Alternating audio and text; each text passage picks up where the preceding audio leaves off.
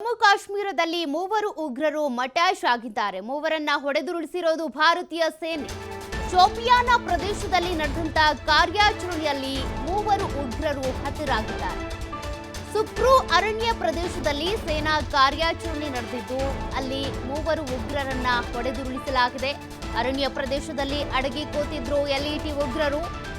ಏನ್ ಸ್ಕೆಚ್ ಹಾಕೊಂಡಿದ್ರೋ ಏನೋ ಗೊತ್ತಿಲ್ಲ, ಎಲ್ಲಿ ಅಟ್ಯಾಕ್ ಮಾಡಬೇಕು, ಎಲ್ಲಿ ನುಸುಳಬೇಕು ಅಂತ.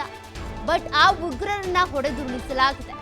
ಸುಕ್ರು ಅರಣ್ಯ ಪ್ರದೇಶದಲ್ಲಿ ಅಡಗಿ ಕೂತಿದ್ದಂತ ಎಲ್ಇಟಿ ಉಗ್ರರನ್ನ ಪತ್ತೆ ಮಾಡಿದಂತ ನಮ್ಮ ಭಾರತೀಯ ಸೇನೆ ಅವರನ್ನ ಈಗಾಗಲೇ ಎನ್ಕೌಂಟರ್ ಮಾಡಲಾಗಿದೆ.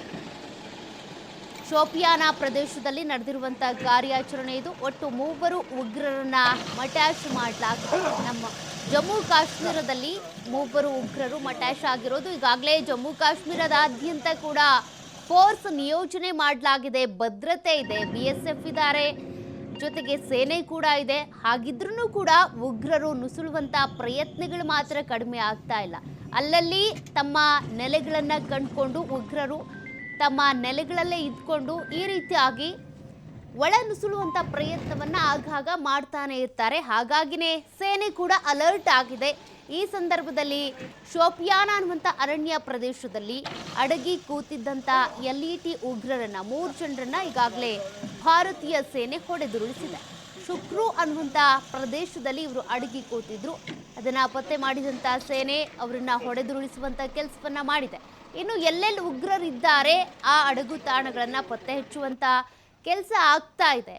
ಈಗಾಗಲೇ ಒಂದಷ್ಟು ಅಡಗು ತಾಣಗಳನ್ನು ಟಾರ್ಗೆಟ್ ಕೂಡ ಮಾಡಲಾಗಿತ್ತು. 21 ಪ್ಲೇಸಸ್ಸನ್ನು ಪಾಯಿಂಟ್ ಮಾಡಲಾಗಿತ್ತು. ಅದರಲ್ಲಿ 9 ನೆಲೆಗಳನ್ನು ಈಗಾಗಲೇ ಉಡಾಯಿಸಾಗಿದೆ. ಹಾಗಿದ್ರೂ ಕೂಡ ಪಾಕಿಸ್ತಾನ ಎಚ್ಚೆತ್ಕೊಳ್ತಾ ಇಲ್ಲ.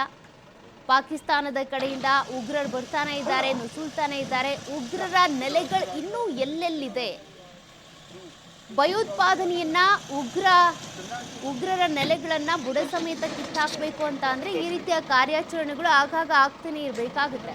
ಪಹಲ್ಗಾಮ್ನಲ್ಲಿ ಆದಂತ ದಾಳಿಯ ನಂತರ ಈಗ ಮತ್ತಷ್ಟು ಅಲರ್ಟ್ ಆಗಿದ್ದು ಎಲ್ಲಾ ಕಡೆನೂ ಕೂಡ ಸೇನೆ ನಿಯೋಜನೆ ಆಗಿದೆ. ಅದೇ ರೀತಿಯಾಗಿ ಒಂದಷ್ಟು ಗಡಿ ಪ್ರದೇಶಗಳಲ್ಲೂ ಕೂಡ ವಾಹನಗಳನ್ನ ಪರಿಶೀಲನೆ ಮಾಡಿಬಿಡ್ಲಾಗ್ತಾ ಇದೆ. ಪ್ರತಿಯೊಬ್ಬ ವ್ಯಕ್ತಿಯನ್ನು ಕೂಡ ಪರಿಶೀಲನೆ ಮಾಡ್ತಿದ್ದಾರೆ, ಯಾರನ್ನು ನಿರ್ಲಕ್ಷ್ಯ ಮಾಡುವಂತಿಲ್ಲ ಅಂತೇಳಿ.